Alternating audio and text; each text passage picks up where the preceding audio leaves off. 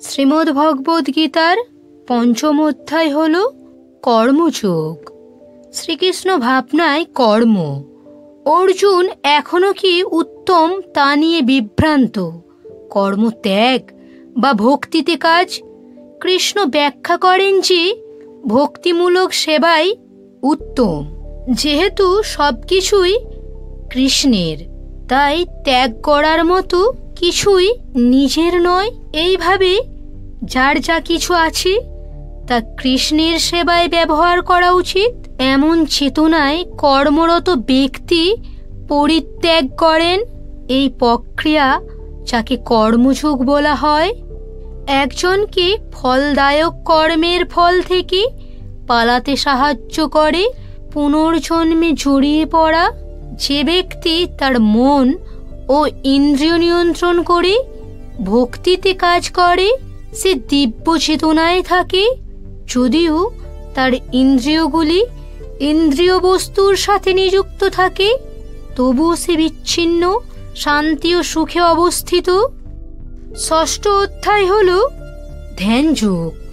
অতীন্দ্রিয় যোগের প্রক্রিয়াটি ব্যক্তিগত ক্রিয়াকলাপ বন্ধ করে দেয়। তবুও প্রকৃত অতীন্দ্রিয় সে নয় যে দায়িত্ব পালন করে না।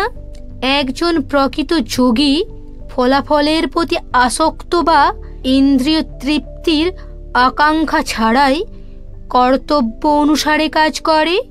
প্রকৃত যোগ অন্তরের মধ্যে পরম আত্মার সাথে মিলিত হওয়া এবং তার নির্দেশ অনুসরণ করে। এটি একটি নিয়ন্ত্রিত মনের সাহায্যে অর্জন করা যায়। জ্ঞান এবং উপলব্ধির মাধ্যমে ব্যক্তি বস্তুগত অস্তিত্বের দ্বৈততা দ্বারা প্রভাবিত হয় না। আহার, নিদ্রা, কাজ এবং চিত্ত বিনোদনের নিয়ন্ত্রণের দ্বারা যোগী তার শরীর, মন এবং ক্রিয়াকলাপগুলির ওপর নিয়ন্ত্রণ লাভ করে এবং অতীন্দ্রিয় আত্মার ধ্যান স্থির হয়ে ওঠে। শেষ পর্যন্ত তিনি সমাধি লাভ করেন, যা অতীন্দ্রিয় ইন্দ্রিয়ের মাধ্যমে অতীন্দ্রিয় আনন্দ উপভোগ করার ক্ষমতা দ্বারা চিহ্নিত করা হয়। সর্বোচ্চ যোগী হলেন তিনি, যিনি সর্বদা কৃষ্ণ পরম আত্মার চিন্তা করেন। সপ্তম অধ্যায় হল পরম জ্ঞান। কৃষ্ণ নিজেকে সমস্ত বস্তুগত এবং আধ্যাত্মিক শক্তির উৎস হিসেবে প্রকাশ করেন। যদিও তার শক্তি বস্তুগত প্রকৃতিকে প্রকাশ করে। সত্তার তিনটি অবস্থা: ভালো ভাব, আবেগ এবং অজ্ঞানতা। কৃষ্ণ বস্তুগত নিয়ন্ত্রণে নেই, কিন্তু বাকি সবাই যারা তার কাছে আত্মসমর্পণ করেছেন, কৃষ্ণই সবকিছুর সারমর্ম। জলের স্বাদ, আগুনের তাপ, ইথারে শব্দ, সূর্য চন্দ্রের আলো, মানুষের মধ্যে ক্ষমতা, পৃথিবীর আদি সুগন্ধ, বুদ্ধিমানেদের বুদ্ধি এবং সমস্ত জীবের জীবন। চার প্রকার মানুষ কৃষ্ণের কাছে আত্মসমর্পণ করে, আর চার প্রকার নয়।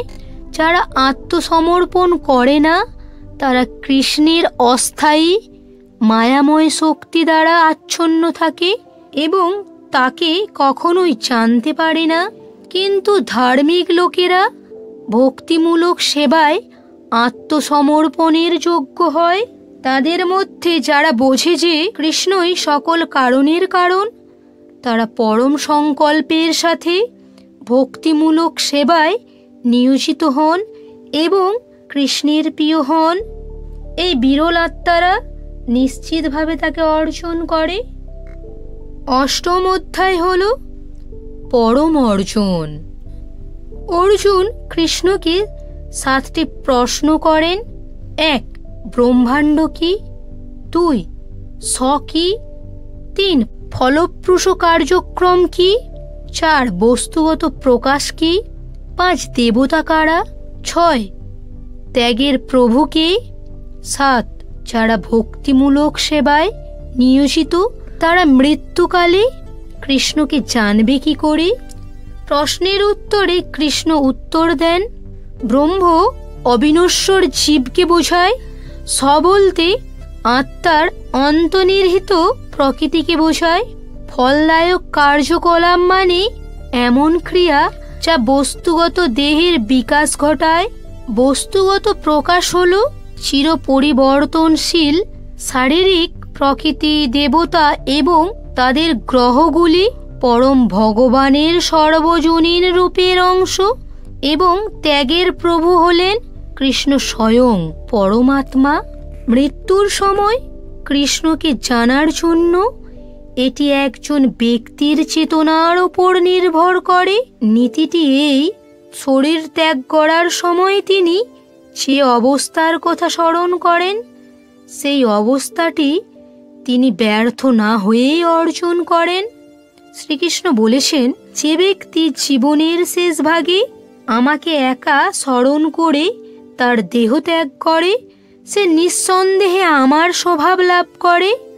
অতএব হে আমার প্রিয় অর্জুন, তুমি সর্বদা আমাকে কৃষ্ণরূপে ভাবো এবং একই সাথে তোমার যুদ্ধের নির্ধারিত দায়িত্ব পালন করো। আমার প্রতি নিবেদিত আপনার কর্মকাণ্ড এবং আপনার মনোবুদ্ধি আমার ওপর স্থির থাকলে আপনি নিঃসন্দেহে আমাকে লাভ করবেন। ব্রহ্মার প্রতিটি দিনে সমস্ত জীব প্রকাশ পায় এবং তার রাত্রিকালে তারা অব্যক্ত প্রকৃতিতে মিলে যায়। যদিও শরীর ত্যাগ করার জন্য শুভ ও অশুভ সময় রয়েছে, কৃষ্ণ ভক্তরা সেইগুলিকে পাত্তা দেয় না, কারণ কৃষ্ণের বিশুদ্ধ ভক্তিমূলক সেবায় নিযুক্ত হয়ে তারা স্বয়ং সক্রিয়ভাবে বেদ অধ্যয়ন বা ত্যাগ, দান, দার্শনিক অনুমানে জড়িত থেকে প্রাপ্ত সমস্ত ফলাফল অর্জন করে এবং তাই এই ধরনের শুদ্ধ ভক্তরা ভগবানের পরম শাশ্বত নিবাসে পৌঁছান।